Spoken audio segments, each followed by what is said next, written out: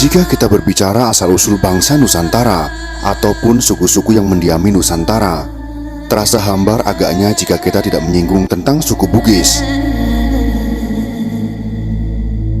Orang-orang Bugis sangat terkenal akan pengembaraannya di seluruh Nusantara, bahkan sampai Madagaskar dan Afrika pada masa lalu, saat nenek moyang kita menguasai pelayaran di dunia.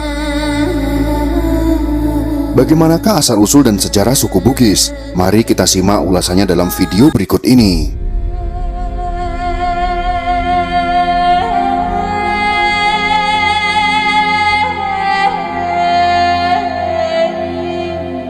Bugis adalah suku yang tergolong ke dalam suku-suku Deutero Melayu, masuk ke Nusantara setelah gelombang migrasi pertama dari daratan Asia, tepatnya di Yunan.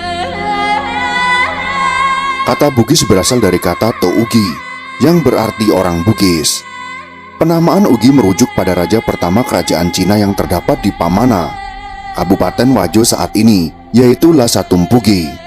Ketika rakyat Lhasa Tumpugi menamakan dirinya, maka mereka merujuk pada raja mereka. Mereka menjuluki dirinya sebagai Tougi, atau orang-orang atau pengikut dari Lhasa Tumpugi. Lhasa Tumpugi adalah ayah dari Wechudai dan bersaudara dengan Batara Latu, ayahanda dari Saweri Gading. Saweri Gading sendiri adalah suami dari Wechudai dan melahirkan beberapa anak termasuk Lagaligo, yang membuat karya sastra terbesar di dunia dengan jumlah kurang lebih 9.000 halaman folio.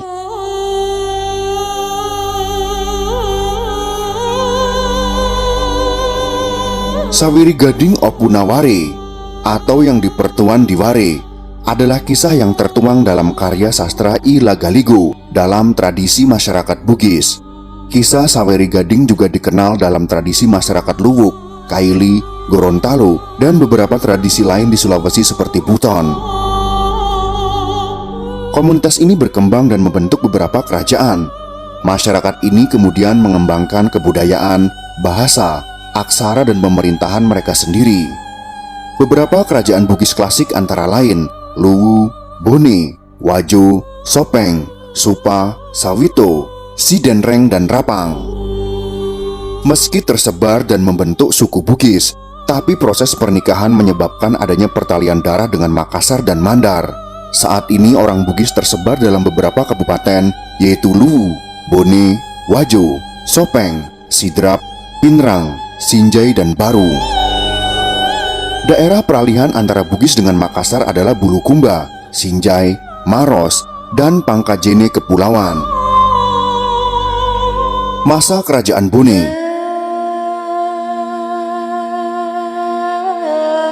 Di daerah Bone terjadi kekacauan selama 7 generasi, yang kemudian muncul seorang To Manurung yang dikenal dengan Manurunge Rimatajang. 7 raja-raja kecil melantik Manurunge Rimatajang sebagai raja mereka dengan nama Arumpone, dan mereka menjadi dewan legislatif yang dikenal dengan istilah Ade Putue. Kerajaan Makassar. Di abad ke-12, 13, dan 14 berdiri kerajaan Goa, Sopeng, Bone, dan Wajo yang diawali dengan krisis sosial di mana orang saling memangsa laksana ikan. Kerajaan Makassar kemudian terpecah menjadi Goa dan Talo. Tapi dalam perkembangannya, kerajaan kembar ini kembali menyatu menjadi kerajaan Makassar. Kerajaan Sopeng.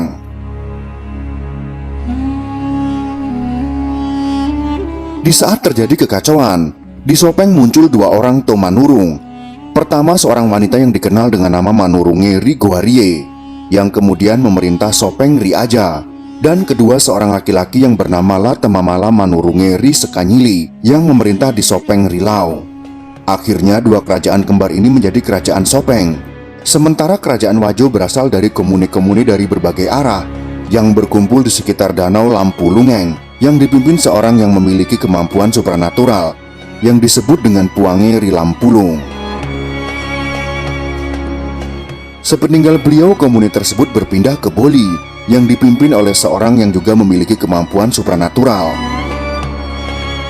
Datangnya Lapauke, seorang pangeran dari kerajaan Cina atau Pamana, beberapa lama setelahnya, kemudian membangun kerajaan Cinotabi. Selama 5 generasi, kerajaan ini bubar dan terbentuk kerajaan Waju. Konflik antar kerajaan pada abad ke-15 ketika kerajaan Gowa dan Bone mulai menguat dan Sopeng serta Wajo mulai muncul. Maka terjadi konflik perbatasan dalam menguasai dominasi politik dan ekonomi antar kerajaan. Kerajaan Bone memperluas wilayahnya sehingga bertemu dengan wilayah Gowa di Bulukumba. Sementara di utara, Bone bertemu Luwu di Sungai Walenai. Sedangkan kerajaan Wajo perlahan juga melakukan perluasan wilayah, sementara Sopeng memperluas ke arah barat sampai di Baru. Perang antara kerajaan Luwu dan Bone dimenangkan oleh Bone, dan Luwu kemudian mempersaudarakan kerajaan mereka. Sungai Walenai adalah jalur ekonomi dari Danau Tempe dan Danau Sidenreng menuju Teluk Bone. Untuk mempertahankan posisinya, Luwu membangun aliansi dengan Wajo dengan menyerang beberapa daerah Bone dan Sidenreng. Berikutnya wilayah Luwu semakin tergeser ke utara dan dikuasai Wajo melalui penaklukan atau penggabungan. Wajo kemudian bergesek dengan Bone. Invasi Gowa kemudian merebut beberapa daerah Bone serta menaklukkan Wajo dan Sopeng. Untuk menghadapi hegemoni Gowa, kerajaan Bone, Wajo, dan Sopeng membentuk aliansi yang disebut Telum Pocoe. Penyebaran agama Islam.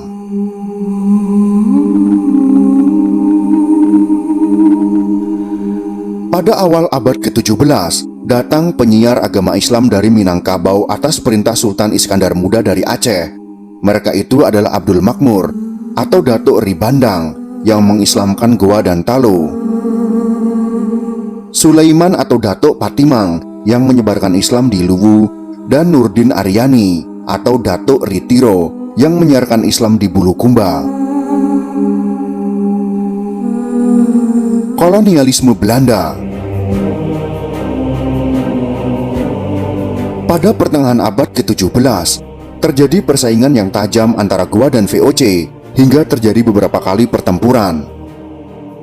Sementara Arumpone ditahan di Gowa dan mengakibatkan terjadinya perlawanan yang dipimpin oleh Latandri Tata Daeng serang Arung Palaka. Arung Palaka didukung oleh Turatea, kerajaan kecil Makassar yang tidak sudi berada di bawah Gowa. Sementara Sultan Hasanuddin didukung oleh menantunya, yaitu Latenri Lai Tosengeng, Arung Matoa Wajo, Maradia Mandar, dan Datu Lawu.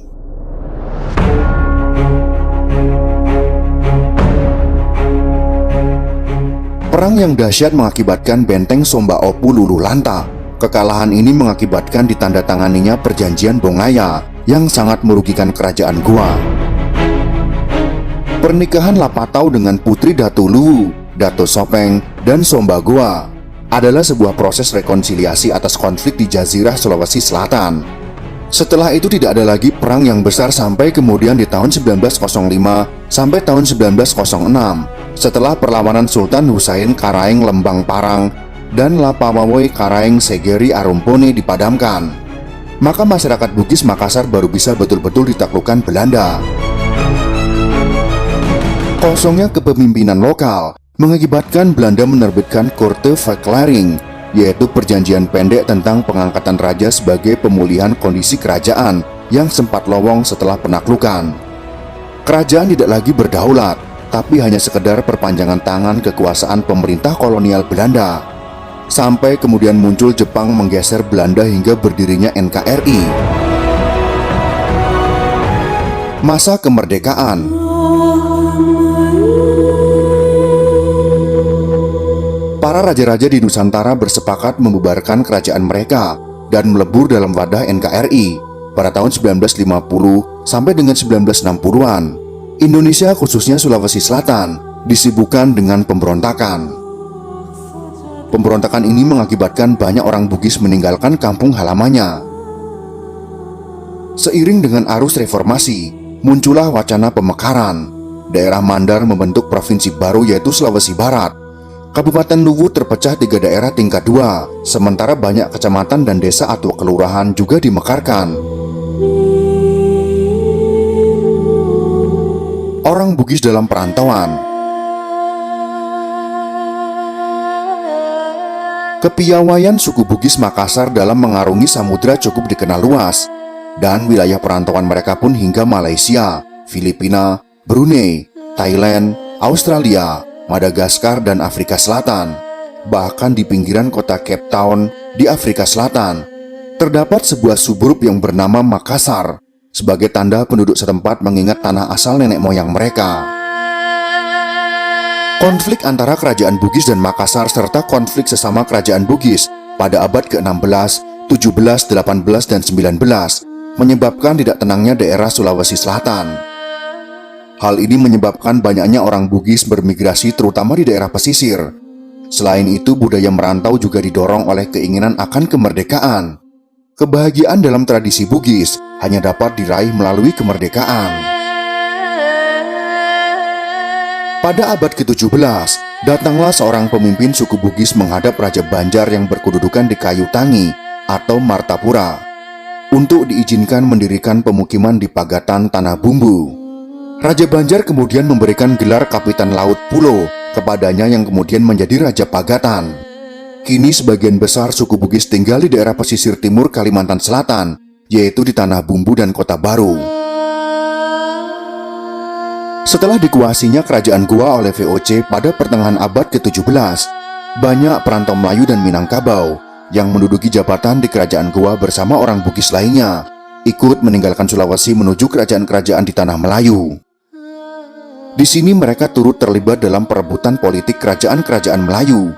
Hingga saat ini, banyak raja-raja Johor yang merupakan keturunan dari orang Bugis. Itulah sekelumit kisah tentang asal-usul suku Bugis dan sejarahnya. Semoga informasi ini bisa bermanfaat untuk kita semua.